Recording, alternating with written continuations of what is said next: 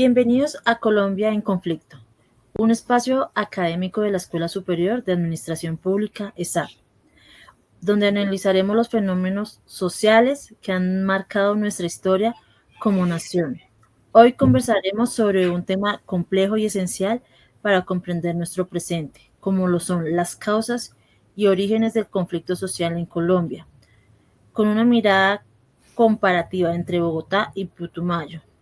Soy Paula González, su moderadora, y me acompañan mis dos compañeras. Hola, buenas noches. Soy Lilibet Serrano. Hola, buen día para todos. Mi nombre es Magali Rosero y me siento muy a gusto de estar en este momento con todos ustedes. Bueno, para dar inicio, le damos la palabra a Lilibet. Gracias, Paula. Este tema es fundamental porque la violencia en Colombia no es un hecho reciente, sino el resultado de procesos históricos de exclusión, desigualdad y centralismo público desde Colombia y que todavía determinan nuestra realidad. Así es, Lilibet. Y también al contrastar territorios tan distintos como lo es Bogotá y Putumayo, podemos ver cómo esas causas estructurales se expresan de manera diferente. En la capital, a través de desigualdad urbana y conflictos sociales, y en el sur, mediante economías ilegales, abandono estatal y disputas por la tierra que derivaron en conflictos armados. Lo mencionado por mis dos compañeras resulta fundamental. También es importante recordar que los orígenes del conflicto colombiano se remontaron a los periodos de la conquista y la colonia, cuando se impusieron formas de dominación tanto económica, política y cultural. Aquí, Karl Marx nos ayudaría a entenderlo como el inicio de las relaciones de explotación, donde unos pocos concentraron el poder económico y los recursos, mientras la mayoría fueron sometidos a estructuras de desigualdad. Exactamente, Paula. Luego, durante los siglos XIX, con las guerras civiles, el conflicto no solo era por tierras, sino por quienes podían ejercer la ciudadanía y participar en el Estado.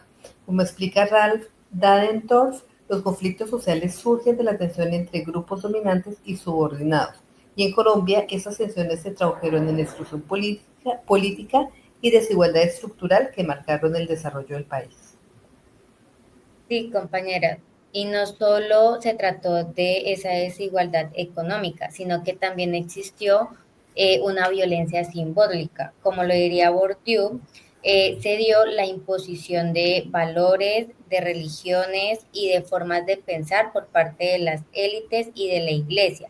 Todo eso definió, o bueno, era para definir quién era considerado ciudadano y quien no se podía considerar como un ciudadano.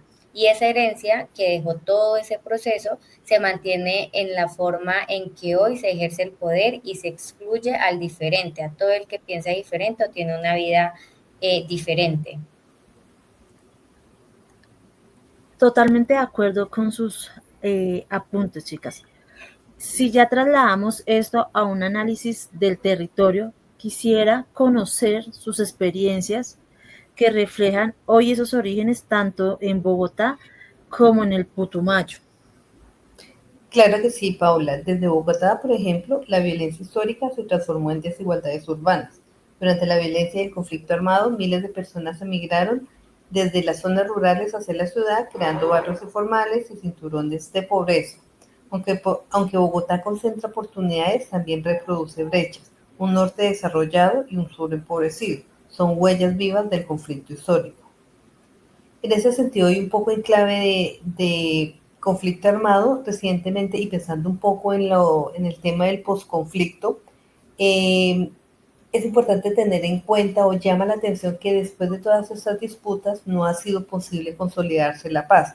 En ese sentido, se podría pensar, tal como afirma el profesor Marcos Palacio, y en comparación con el escenario mexicano que también vivió fuertes confrontaciones como Colombia durante el siglo XIX y XX, que si bien México logró, tras esas confrontaciones, consolidar una revolución y tuvo todos unos logros y unos impactos positivos, en el territorio nacional se dieron unas confrontaciones de una magnitud impresionante, pero desafortunadamente no se logró llegar a una cosa positiva o a una consolidación de elementos que permitieran una mejor nación que la que tenemos. Muy importante lo que nuestra compañera está mencionando del tema pues que ella tiene, pero por mi parte puedo decir que en el Putumayo la historia ha sido de marginalidad estructural. Desde la colonia, el territorio siempre fue visto como una periferia extractiva. Primero se dio todo el tema y toda la historia del caucho, luego fue el tema del petróleo y después fue el tema de la coca, que aún en el territorio se evidencia cultivos ilícitos. Siempre ha existido la poca inversión social y todo eso facilitó la presencia de actores armados y la dependencia de economías ilegales. Podría decirse que el territorio ha servido más a intereses externos que a los de su propia población.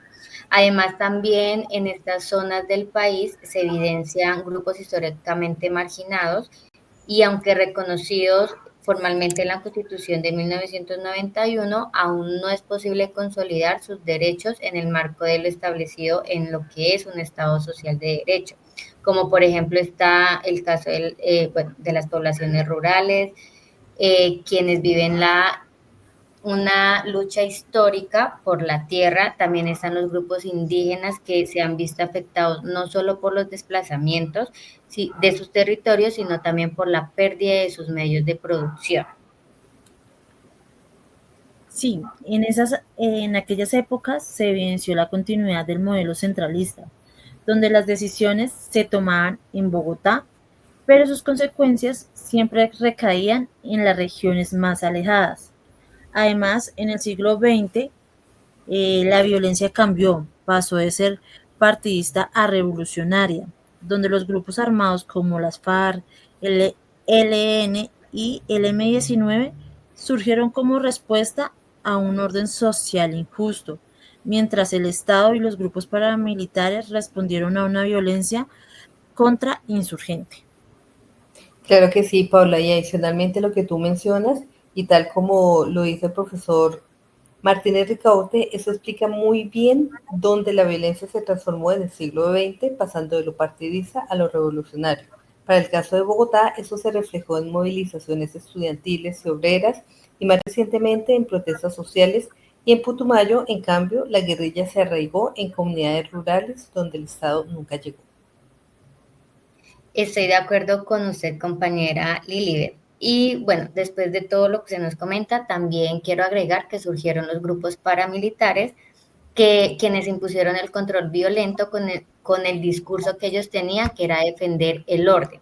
Pero en realidad lo que hicieron fue profundizar el miedo, aumentar el desplazamiento, la concentración del poder.